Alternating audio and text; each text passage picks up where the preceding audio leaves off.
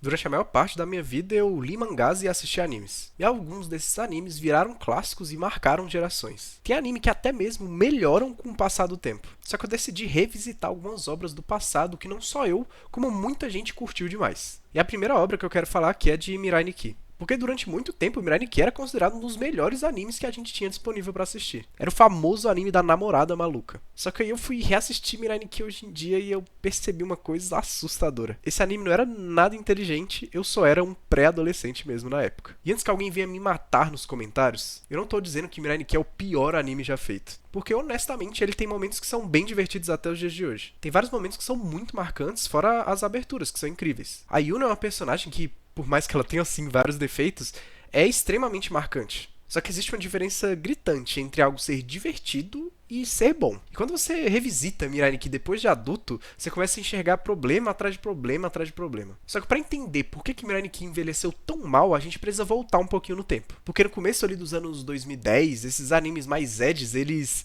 dominavam a internet. Era uma época que quanto mais violento, mais sombrio, mais sanguinário o anime fosse, as pessoas consideravam ele mais adulto, mais maduro e até mesmo melhor. E Mirai Nikki surfou perfeitamente nessa onda. Você tinha personagens malucos, mortes violentas, toda hora um plot twist diferente, personagens gritando, sangue voando e uma garota completamente obcecada pelo protagonista. E na cabeça de um adolescente, isso é simplesmente absolute cinema. Só que bora ser um pouquinho sincero, porque Mirai Nikki só foi tão grande quanto ele foi por causa da Yuno Gasai. Até hoje, quando as pessoas usam o termo yandere, a primeira coisa que vem na minha cabeça é a Yuno. Ela é imprevisível, doente, violenta e completamente obcecada. Só que a gente tem um contraste muito grande quando a gente vai falar do protagonista de Mirai Nikki. Porque o Yuki Teru talvez seja um dos protagonistas mais chatos que eu já vi. E sim, eu sei que ele foi criado justamente com essa intenção. Ele é inseguro, ele é covarde, ele é extremamente dependente dos outros. Só que existe um limite entre fazer um protagonista fraco e fazer um protagonista que é completamente irritante. Tem vários momentos que parece que o anime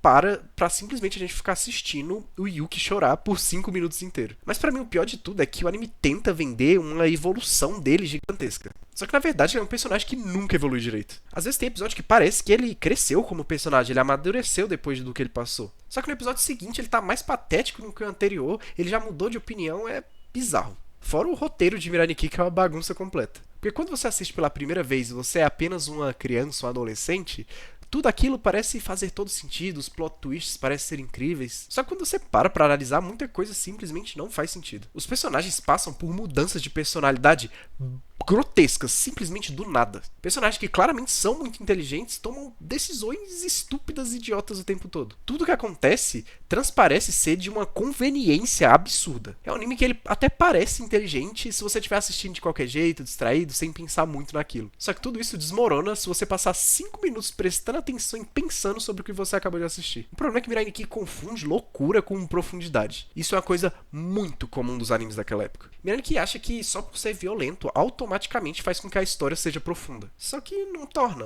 A obra ter personagens gritando, ter traumas, sangue e gente psicopata, não significa automaticamente que é uma obra madura, que é uma obra profunda. E hoje em dia isso fica muito mais evidente. Porque em vários momentos o anime tenta desesperadamente parecer mais complexo do que ele realmente é. Só que na maioria das vezes isso fica soando só como se fosse um extremo exagero. Só que aí entra uma coisa que é importante. Eu sei que Mirai Nikki não é amado por ele ser perfeito e sem defeitos nenhum. Ele só é muito amado, sim, porque ele marcou uma geração. Muita gente só conheceu animes mais pesados, entre várias aspas, por causa dele. Muita gente conheceu alguns conceitos, como o que eu até falei de Yandere, através da Yuno. Inclusive eu conheci esse termo através dela. E eu acho que é exatamente por isso que revisitar Mirai Nikki é tão estranho.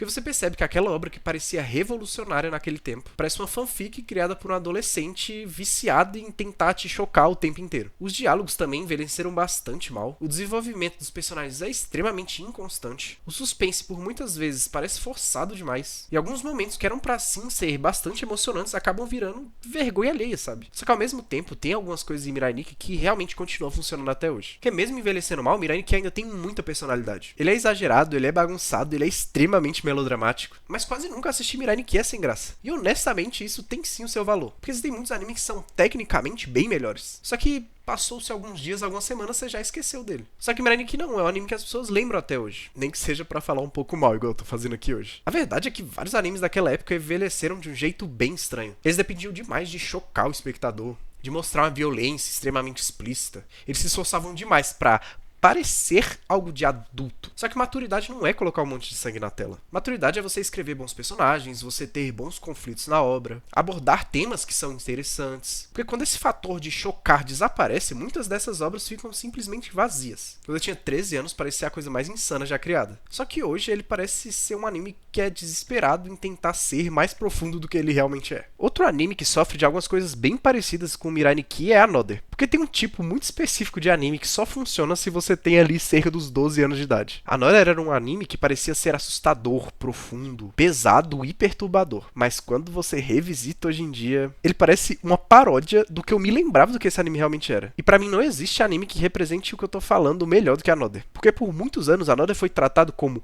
o anime de terror da internet, pelo menos. Todo mundo recomendava, todo mundo falava sobre as mortes que aconteciam, todo mundo falava da atmosfera e, principalmente, todo mundo falava da bendita cena do guarda-chuva. Se você viveu na comunidade de animes em 2010, você sabe exatamente sobre o que eu tô falando. E, honestamente, faz muito sentido o Another ter explodido naquela época. Era a era do gore, da violência, do mistério, de personagens sombrios ali com design interessante. Que, no caso, o que eu tô falando é a Mei Mizaki. O anime tinha uma maldição misteriosa, mortes violentas, um clima bem pesado, um silêncio que às vezes ficava desconfortável, o que é bom, né? E traz uma sensação constante ali que parece que alguma coisa ruim vai acontecer. E na primeira vez que você assiste, isso realmente funciona. Só que com o tempo isso para de fazer sentido. E novamente eu preciso ser justo, porque tem coisas que são legais até hoje. O anime constrói um mistério legal. O jeito que todo mundo ignora a Mei deixa a gente desconfortável também. E a todo instante você fica tentando entender o que está acontecendo. Se ela existe, se ela não existe, se ela tá morta, se ela é um fantasma, ou até mesmo se todos os alunos ali estão malucos. O anime cria uma tensão psicológica muito interessante ali no começo. E por alguns episódios parece que você vai assistir uma coisa que realmente vai ser muito boa. Isso acontece porque a Another entende uma coisa muito bem, como criar uma atmosfera. E esse anime vive de atmosfera. As salas são escuras, os corredores são sempre meio vazios, o silêncio é estranho, a trilha sonora causa um desconforto. E eu admito que isso tem potencial para prender a gente quando a gente está assistindo. Só que existe um problema gigantesco nisso. A Another depende tanto da atmosfera que quando esse choque inicial se vai, e ele se vai rápido, diga-se de passagem, e você se acostuma com o clima da parada, meio que tudo perde um pouco do impacto. Porque chega um momento que a Another para de parecer terror, e começa a parecer aqueles filmes de terror antigo, né, que são tão galhofa que parece que viram uma comédia. É sério, as mortes ficam tão exageradas, tão absurdas, tão desesperadas pra te chocar a todo instante, que elas começam a ficar engraçadas. E pra mim a melhor representação disso é a cena mais icônica do anime, que é a bendita cena do guarda-chuva. Porque durante anos, essa cena foi tratada como o auge do terror nos animes. Só que quando você revisita hoje, é tão repentino, tão exagerado e tão dramático que, em vez de me dar medo, eu simplesmente comecei a rir. E aqui entra o maior problema de Another. É uma obra que acha que mortes brutais automaticamente criam terror. Só que terror e gore são coisas completamente diferentes. Você pode ter violência sem ter medo, sem ter suspense, sem ter nada. E muitas vezes Another troca essa construção de tensão que é tão importante para pessoas morrendo de formas mais absurdas o possível. E para mim, o que agrava mais esse problema é que, tirando a Mei, quase ninguém nesse anime parece uma pessoa real. Muitos personagens que estão ali existem só pra morrer. E quando você percebe isso, o impacto dessas cenas, ele começa a desaparecer, sabe? Porque o anime quer que você fique chocado, só que você mal conhece aquelas pessoas, você nem se importa com aquelas pessoas. E talvez a parte que mais envelheceu mal, e eu sinto em dizer isso, é o mistério. Porque a primeira vez que você assiste, a Another parece muito inteligente. Só que quando você já sabe o que vai acontecer, você percebe que o anime esconde informações cruciais, né? De forma artificial o tempo inteiro. Se você nunca assistiu e você assistir pela primeira vez, talvez você não consiga perceber isso. Mas Another é um anime que, se você assistir ele pela segunda vez, 90% da graça se perde. Só que, sinceramente, Another foi criado no momento perfeito da internet. Porque naquela época, quanto mais sombrio a coisa parecia, mais as pessoas tratavam como uma obra-prima. E Another tinha exatamente a estética que dominava o Tumblr, as AMVs e outras edits que tinham naquela época. Só que eu tenho que dar meu braço a torcer porque houve alguns momentos que eu me diverti assistindo Another. Porque me despertou a mesma sensação de quando eu assisto alguns filmes trashes antigos. Tipo A Geladeira Diabólica, eu juro que esse filme existe. Evil Dead, entre outros. Você sabe que várias coisas são completamente absurdas, só que isso acaba virando um charme daquilo. Saindo dessas obras um pouco mais sombrias e já entrando em outra coisa que vai provavelmente me gerar hate, só que eu preciso falar de Sword Art Online. Porque hoje em dia, a cada segundo, a cada instante, lança um novo mangá, um novo anime sobre Isekai. Só que na época que saiu o anime de Sao, não era tão comum assim. E era um anime que parecia que seria impossível de dar errado. Porque Sword Art Online ele envelheceu de um jeito muito estranho. Porque quando você revisita Sword Art Online, você percebe que tudo aquilo que podia fazer ser uma história genial e muito boa não é o foco da obra. E calma, antes que vocês venham me atacar, eu tenho um grande carinho por Sword Art Online, e obviamente não é a pior coisa já criada na história da humanidade. Fora que ele teve uma importância absurda para a indústria de forma geral, ele popularizou ainda mais esse conceito de animes sobre MMOs RPGs, e ele influenciou diversas obras que eu amo, como Shangri-La Frontier ou até mesmo Log Horizon. Fora que criou uma geração inteira de protagonistas que copiavam na cara dura o Kirito. Inclusive, eu tava lendo esse mangá aqui, né, que é o Savannah Game, e ele bebe demais da fonte de Sword Art Online. O protagonista é o Kirito cagado e cuspido, é idêntico, cara. Fora que Sword Art Online ajudou muito a explodir, né, esse gênero moderno de Isekai. Só que toda essa influência não significa que é um produto de alta qualidade também. Porque se você viveu a época onde Sword Art Online foi lançado, você lembra do fenômeno que ele foi. Todo mundo falava sobre esse anime. Pra ser sincero, os primeiros episódios eram muito fortes. O conceito era perfeito, milhares de jogadores presos dentro de um mundo de MMORPG, e se você morresse no jogo, você morria na vida real também. E a única forma de escapar dali meio que era zerando o game, né? Subindo todas as torres e tudo mais, então tinha uma ideia por trás muito legal. E esse é o tipo de ideia que se vende praticamente sozinha. Mesmo sendo uma ideia simples, o básico bem feito costuma surpreender, costuma ser muito bom. E nos primeiros episódios, Sal parecia ter alguma coisa que era especial. Eu sempre falo que Sword Art Online tinha o potencial de ser um anime absurdo. Só que ele abandona quase tudo que torna a história interessante. Eu esperava que a gente tivesse uma exploração sobre as relações ali, coisas políticas entre as guildas, afinal o Kirito, ele é um cara que ele gosta de trabalhar muito mais sozinho, ver alianças entre os personagens, ver traições entre os personagens, ver estratégias pra conseguir derrotar os bosses, entender, né, como que eles fariam pra subir todos os andares, conhecer mais chefes e sei lá, vivenciar meio que esse mundo de RPG, só que ali assistindo anime. Só que o anime prefere focar em outra coisa. E essa coisa é o Kirito ser o homem mais gostoso do mundo. E aqui, pra mim, começa um dos maiores problemas do Sword Art Online. Porque o Kirito, ele não parece ser um personagem, ele parece uma caricatura. Ele é mais forte que todo mundo, ele é mais inteligente que todo mundo, ele é mais rápido que todo mundo gosta dele. Toda e qualquer mulher que se aproximar dele vai ficar perdidamente e loucamente apaixonada por ele, mesmo que não haja nenhum motivo aparente pra isso. Esse tem momentos em Sal que parece que vai explorar um pouco mais sobre os traumas e sobre a personalidade do Kirito, mas quase sempre tudo volta pra o Kirito, a pessoa mais incrível e especial desse nosso universo. E isso envelheceu muito mal. Porque hoje é muito fácil de você perceber que o personagem parece artificialmente super perfeito. E talvez a coisa que mais acaba com o Sword Art Online pra mim hoje em dia é perceber que o anime rapidamente abandona essa parte de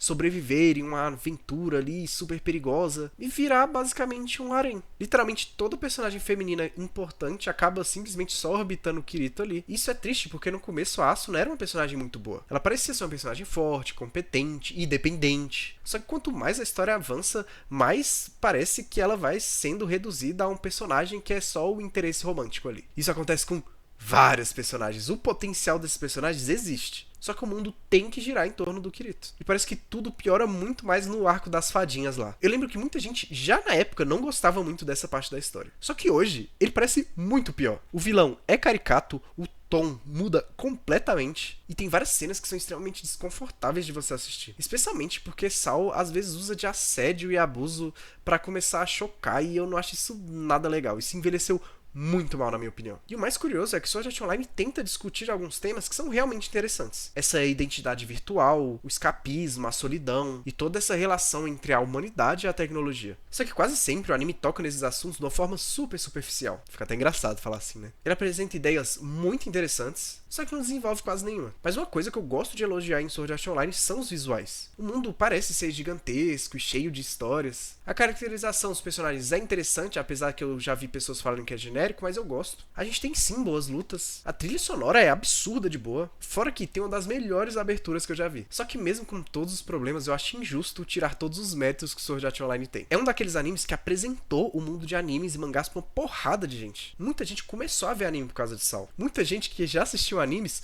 começou no mundo de MMORPG por causa de Sal. Muita gente se apaixonou por esse conceito de tanto de Sekai, né, quanto de realidade virtual por causa de Sword Art Online. Isso tem o seu valor, mesmo o anime tendo envelhecido mal em alguns outros aspectos. No mais é isso. Comenta aqui embaixo quais animes você acha que, quando você assistiu mais novo, eram incríveis, só que hoje, reassistindo, envelheceram mal. Ou comenta o contrário também. Animes que você achava paia, que você achava ruim, e hoje em dia você acha que são incríveis absoluto cinema. Lembrando que tudo que eu falei aqui nesse vídeo é a minha opinião, e você pode se sentir livre para discordar de tudo isso. Dito isso, tamo junto. Até o próximo vídeo. Valeu, falou, tchau.